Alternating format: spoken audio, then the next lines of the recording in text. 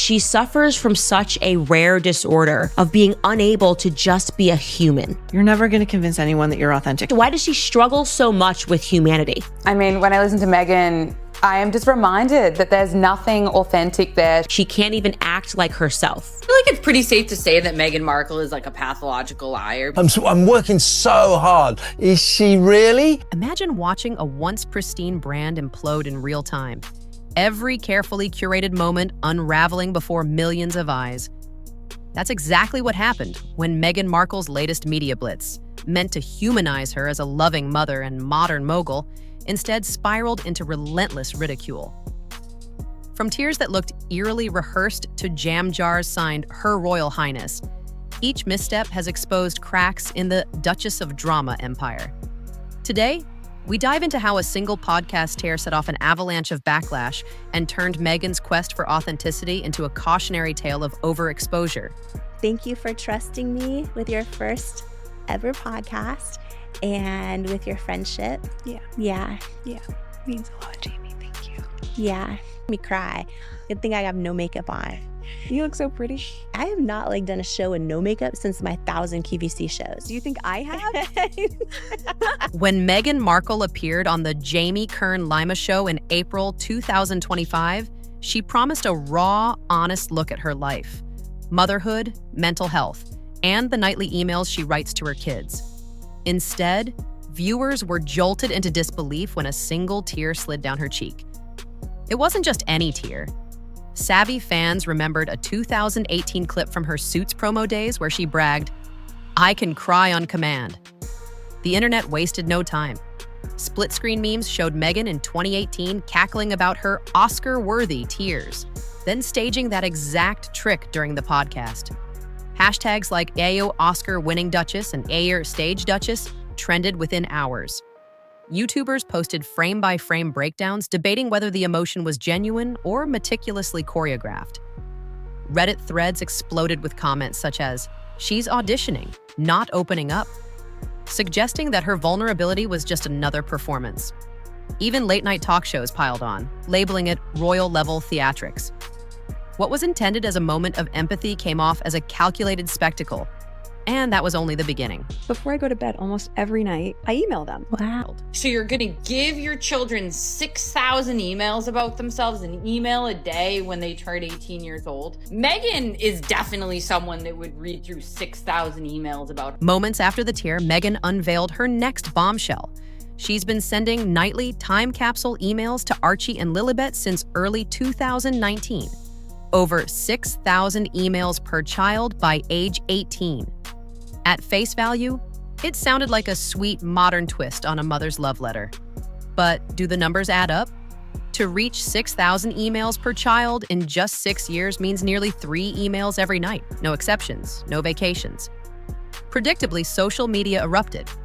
TikTokers remixed her audio with frantic typing montages, dubbing her inbox overlord. Reddit users scoffed, "She's too busy to blink but has time to churn out epistolary novels." Journalists took sides.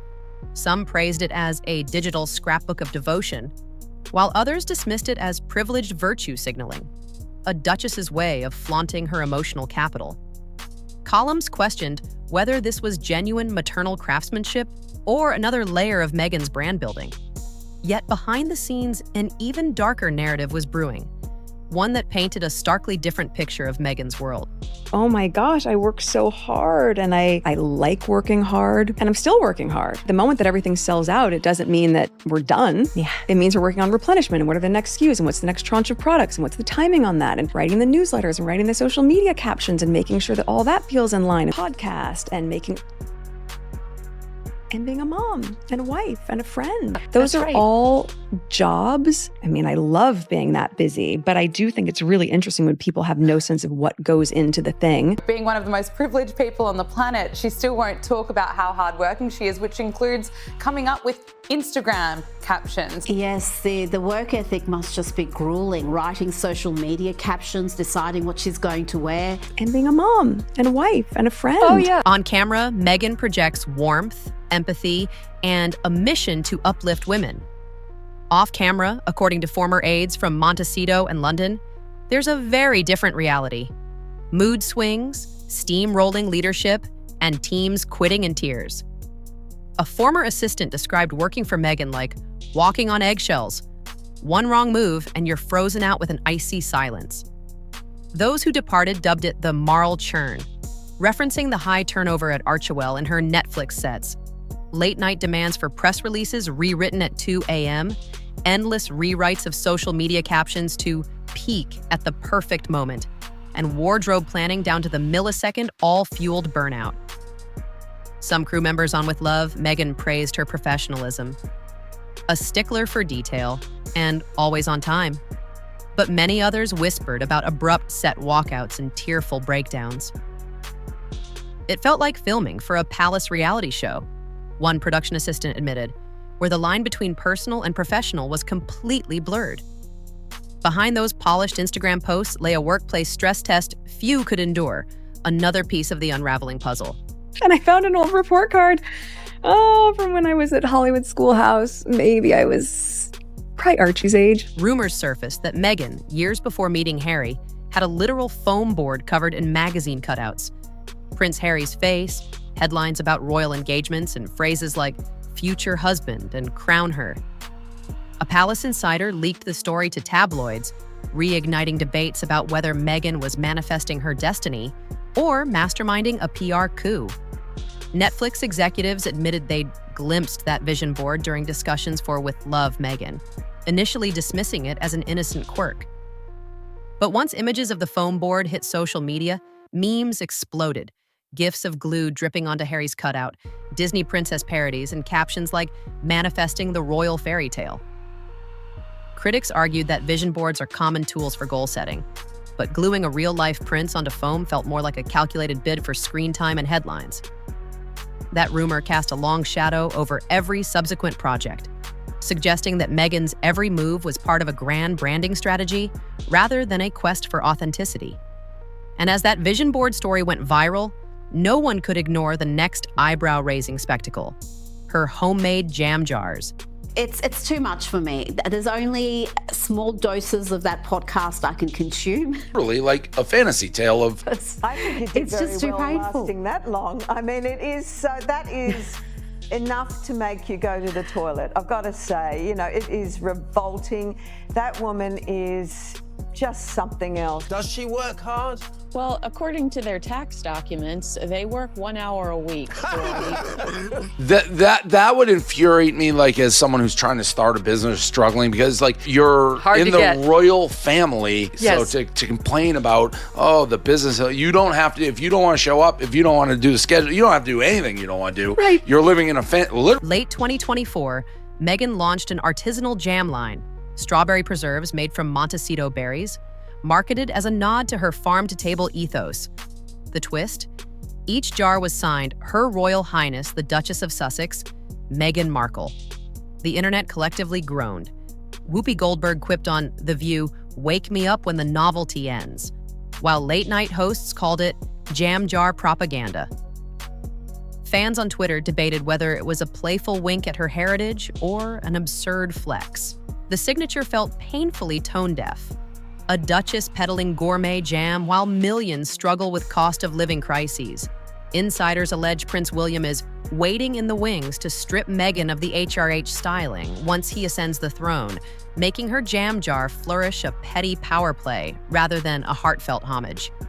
Shades of entitlement dripped from each jar, sweet, but laced with something far more corrosive. And just when you thought a signature on a jar was her most cringeworthy move, Meghan's media empire teetered on collapse.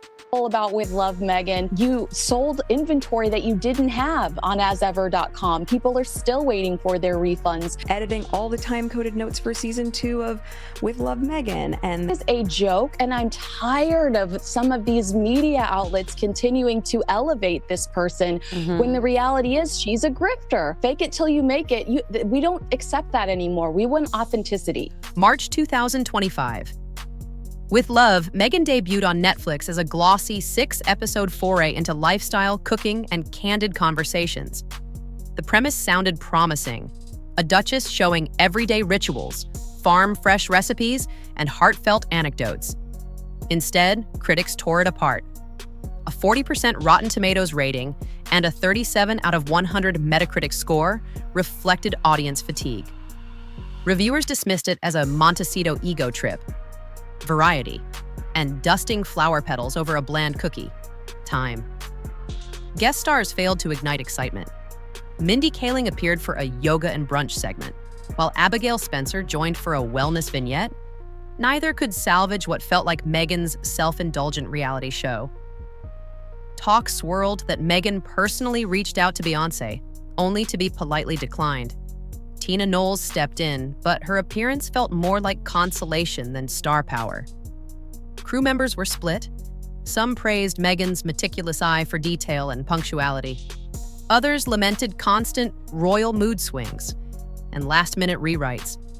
By May, buzz about a second season quietly vanished from Netflix's press site. What promised to be Meghan's redemption arc instead underscored her brand's fragility. What happened to Spotify? The critics were horrible. It flopped. It flopped really hard despite Spotify trying to push it, and they realized that these two don't really want to work, okay? Spotify, I think, ended up canceling the rest of their deal. There was no use. There was no money in it. Back in 2021, Spotify inked Meghan for a $20 million deal, an all-female lineup of luminaries sharing entrepreneurial wisdom. But by mid-2023, that contract dissolved under a cloud of disappointment. Fast forward to April 8th, 2025, Meghan launched Confessions of a Female Founder under Lemonada Media, touting Tina Knowles, Charlize Theron, and a teased Oprah Winfrey appearance. Yet by episode 3, it cratered out of Spotify's top 100 and failed to break Apple Podcasts' top 200. Critics pounced, labeling it sycophantic, a celebrity ego trip in podcast form, and glossy fluff with no substance. Marketing guru Nick Eday publicly ridiculed it for lacking authenticity, especially after Meghan couldn't secure Beyoncé herself. Inside Spotify, executives reportedly lamented the original $20 million gambit, calling it one of their biggest misfires. As spring turned to early summer, sponsors bailed, ad spots vanished, and listener numbers flatlined. Clips surfaced of Meghan offering entrepreneurial advice against the backdrop of headlines about $50,000 a pop corporate retreats for Archewell staff. Tone-deaf juxtaposition at its finest. With Spotify and Netflix both distancing themselves, Meghan's media empire looked more like a crumbling castle than a rising dynasty. And she is exhausting. You are not a successful female entrepreneur. I can list more fails on both of my hands. Remember the success of Harry and Meghan in 2022 to 2023? Two docuseries that painted a sympathetic, behind-the-scenes portrait of a royal couple defying tradition. Fast forward 2 years, and Meghan's solo ventures face derision, not admiration.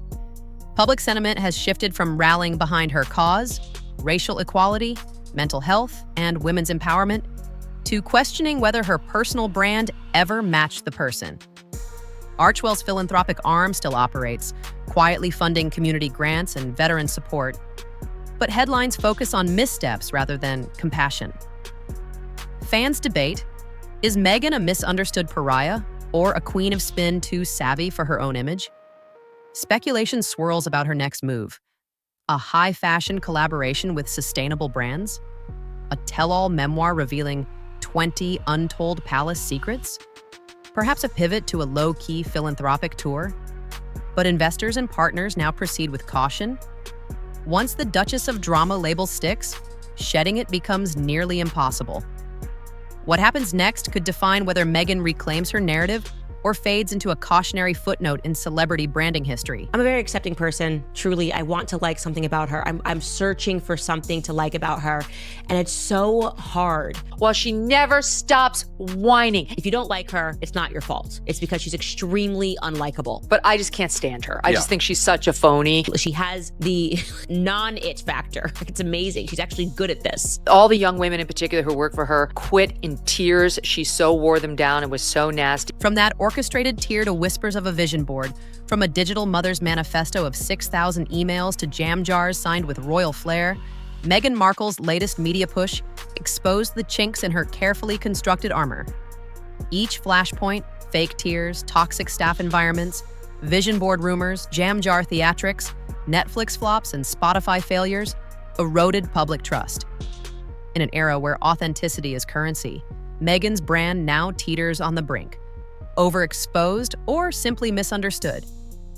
Drop your thoughts in the comments, because with the Duchess of Drama, the next twist is never far behind. Until then, keep your teas hot, your receipts ready, and your skepticism on high alert.